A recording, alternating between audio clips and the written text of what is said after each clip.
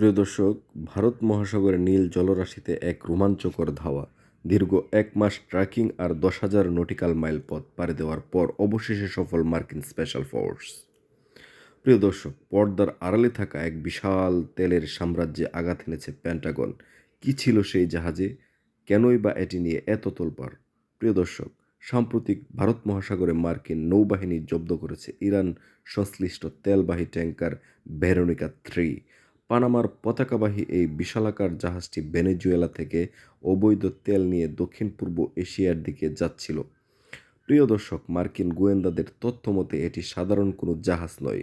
মার্কিন ট্রেজারি ডিপার্টমেন্টের কালো তালিকায় অনেক আগেই নাম ছিল এই ভেরোনিকা-3-র। অভিযোগ ছিল এটি ইরানের তেল পাচার নেটওয়ার্কের একটি বড় মাধ্যম। প্রিয় দর্শক, গত 15ই ফেব্রুয়ারি ইন্দোনেশিয়ার দক্ষিণ উপকূলে যখন মার্কিন কমান্ডোরা এই জাহাজে বোর্ড করে, তখন তারা দেখতে পায় এটি ভেনেজুয়েলার তেল দিয়েই বোঝায়।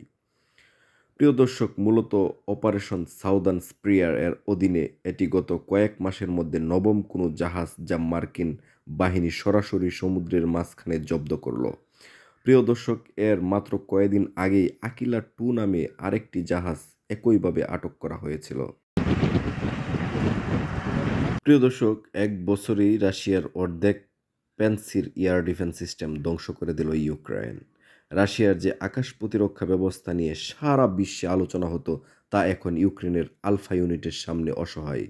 প্রিয় দর্শক, ইউক্রেনের সিকিউরিটি সার্ভিস বিশেষ আলফা ইউনিট পুরো ২০২৫ সাল জুড়ে রাশিয়ার অভ্যন্তরে একের পর এক দূরপাল্লার হামলা চালিয়ে আসছে। তাদের মূল লক্ষ্য ছিল রাশিয়ার শক্তিশালী আকাশ প্রতিরক্ষা ব্যবস্থাগুলো। ইউক্রেনের দাবি অনুযায়ী তারা গত ১ বছরে রাশিয়ার মোট প্যান্সির সিস্টেমের অর্ধেকেরই নির্ভুল আকারে অকেজো করে দিয়েছে। এর ফলে রাশিয়ার আকাশ এখন ইউক্রেনীয় ড্রোন ও মিসাইলের জন্য অনেক বেশি উন্মুক্ত হয়ে পড়েছে। প্রিয় দর্শক, ইউক্রেনের এই সাহসী এবং নিখুঁত হামলা যুদ্ধের সমীকরণ বদলে দিচ্ছে বলে মনে করছে বিশ্লেষকরা। রাশিয়ার গভীরতর ঘাঁটিতে ইউক্রেনের এই সফল অভিযান নিয়ে আপনার মতামত কি? কমেন্টে জানান। আর এমন সব ব্রেকিং নিউজের জন্য আমাদের সঙ্গেই থাকুন। খোদা হাফেজ।